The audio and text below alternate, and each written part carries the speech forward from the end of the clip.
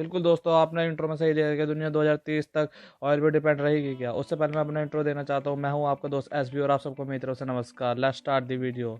हम सब जानते हैं कि दुनिया प्रकृति में जो चेंज हो रहा है उसे बहुत सीरियसली ले रही है और दुनिया इसकी तरफ कुछ काम भी करती जा रही है। जैसे बड़ी बड़ी कंपनियां भी इसकी तरफ काम भी करती जा रही है, पर हम जानते हैं कि दुनिया कहीं ना कहीं अभी भी तेल पे निर्भर है और दुनिया का आधे से ज़्यादा जो तेल है वो सऊदी अरेबिया या फिर मिडिल ईस्ट की कंट्री द्वारा होता है। और ये कंट्रियाँ इसी तेल को बेच बेच के बहुत अमीर भी बनी है। जहाँ तक हम बात करें कि इसी तेल से सऊदी अरेबिया, दुबई जैसे शहर बहुत ज़्यादा विकसित हो चुके हैं और इसी तेल को बेच बेच कर कई जगह उन्होंने अपना मोनोपोली भी क्रिएट कर चुके हैं। और हम जानते हैं कि ये तेल जो इस्तेमाल होता है ये कई चीज़ों के लिए होता है, जैसे इलेक्ट्रिसिटी और भी चीज़। और हमारी ज़्यादातर जैसे लाइक इंडियन पॉपुलेशन और जो ज़्यादा पॉपुलेशन वाले देश हैं वो इसी ऑयल पे निर्भर है और इसी ऑयल के चक्कर में कई विश्व युद्ध भी हुए और सिविल वॉर भी इसी चक्कर में हुए थे। और आज भी हम देख सकते हैं कि जहाँ पर भी ऑयल का खजाना मिलता है तो वहाँ पर कंट्री अपनी सेना भेज के अपना दबदबा बनाने की कोशिश करती है, जिसकी वजह से एक वॉर की तरह भी हो जाता है। पर ज़्यादातर एक्सपोर्टर जो अभी ऑयल के हैं वो है रसिया, ईरान, कुवैत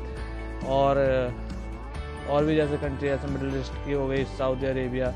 इन सब के जो डिपेंडेंस है वो ऑयल पे ही ज़्यादा डिपेंडेंट है और ये इन्होंने जो अपने इतने शहर को विकसित किया है ये ऑयल पे विकसित किया है, क्योंकि ये सब जानते हैं कि ऑयल इनका एक मुख्य रेवेन्यू है। पर हम सब जानते हैं कि ऑयल की वजह से अब प्रदूषण भी फैलता है बहुत सारी जगह और ये जो प्रदूषण फैलता है ये हमारे सीधे एटमॉस्फेयर पे इफेक्ट करता है, जिसकी वजह से जो सूरज की जो रे है वो सीधे धरती पे आना शुरू हो गई है और ओजोन लेयर उसे ऑब्जर्व नहीं कर पा रही है और जिसकी वजह से दुनिया के कई जो मेन ग्लेशियर वो पिघलना शुरू हो चुके हैं। अब जो ग्लेशियर पिघल रहे हैं इससे हमारी जो धरती का जो है वाटर लेवल बढ़ना शुरू हो गया धीरे धीरे। एक तो वैसे ही प्लास्टिक की प्रॉब्लम और जैसे हम ऑयल पे हम निर्भरता जो अभी भी है हमारी, उसके चक्कर में जो हमारा ग्लेशियर्स हैं और ये हमारा साउथ पोल हो गया, नॉर्थ पोल हो गया, उसकी जो आइस है और उनमें जो रहने वाले जीव हैं, पोलर बियर, पेंगुइन्स, ये सब भी धीरे धीरे समाप्त होते जा रहे हैं क्योंकि इनको अब बर्फ़ नहीं मिल रही जो इनका लैंड होता था। अब जब जानते हैं कि जो आइस है और ज़्यादातर हमारी वेल है, ब्लू वेल हो गई और हम्पबैक वेल हो गई, ये भी साउथ पोल ही जाती है माइग्रेशन करने के लिए एंड अपने चाइल्ड को बॉर्न करने के लिए।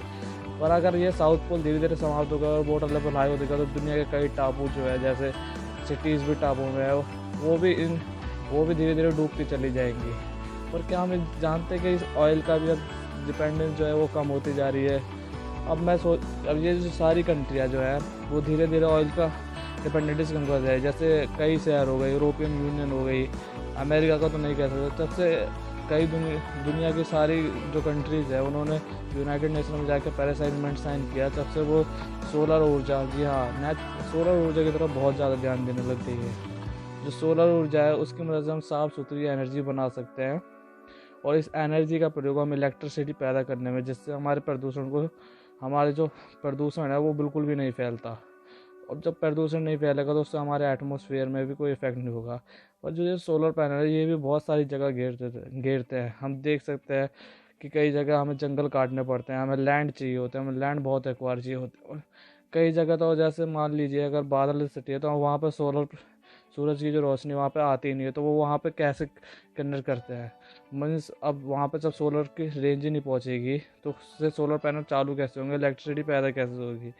तो उसका भी एक नया उपयोग निकाला, जैसे हमारे पास विंड एनर्जी। जी हाँ, अब विंड एनर्जी भी एक इसका यही नेचुरल एनर्जी है जिसकी मदद से हम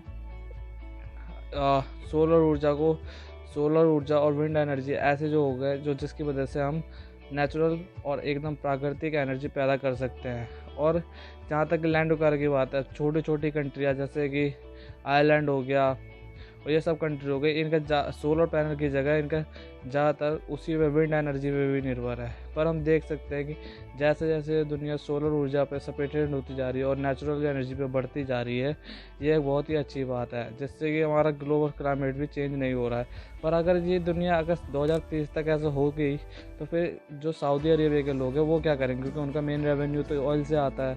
तो इसका मतलब वहाँ के लोग बेरोज़गार हो जाएंगे, ऐसा भी नहीं है। हाँ, ये भी सच है कि वहाँ के लोग बेरोज़गार हो जाएंगे कि तेल बेच के जो पैसा कमाया वो तेल बेच के तो कमाया इन्होंने। तो वहाँ के जो लोग हैं वो यूरोप और जैसे कि यूरोप कंट्री जर्मनी हो गया, वहाँ की तरफ माइग्रेशन शुरू कर देंगे। अब जब वो वहाँ की तरफ माइग्रेशन शुरू करेंगे तो वहाँ पे दंगे होने का भी चांस होता है, क्योंकि अब वहाँ के लोगों का जो मेन रेवेन्यू है वो तो इसी की मदद से आता है, तेल की वजह से। तो वो अब किस पे डिपेंडेंट रहें, क्योंकि अब जानते हैं हम सब कि 2030 तक इंडिया, चाइना और जैसे कई कंट्रीज़ भी हैं जिन्होंने सोलर और विंड एनर्जी पे निर्भर होना ज़्यादा सही समझा है, क्योंकि इंडिया तो वैसे भी सन्स कंट्री मानी जाती है। पर हम ये भी देख रहे हैं कि अभी जब 2020 में जब ऑयल के प्राइजेस, क्रूड ऑयल के प्राइजेस इतने गिरे थे, तो बहुत सारी कंट्रीज ने अपने क्रूड ऑयल के टैंकर भरना शुरू कर दिए थे। उसमें से इंडिया भी एक है जिसके पास तो टैंकर ही नहीं बचे थे भरने के लिए। तो उन्होंने अमेरिका की मदद ली, जिसकी वजह से अमेरिका ने उन्हें लैंड प्रोवाइड करवाया लीन पे, और वो वहाँ पे अपना तेल रखने लग गए।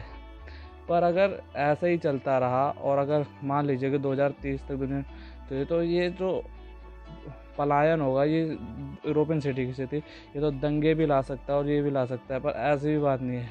हम सब जानते हैं कि मिडल ईस्ट की कंट्रियाँ स्टॉक मार्केट में भी इन्वेस्ट करती है। जी हाँ, उनको सबको ये पता है कि ये जो रेवेन्यू ये ज़्यादा देर तक तो रहने नहीं वाला, और इसकी मोनोपोली भी ज़्यादा देर नहीं रहेगी।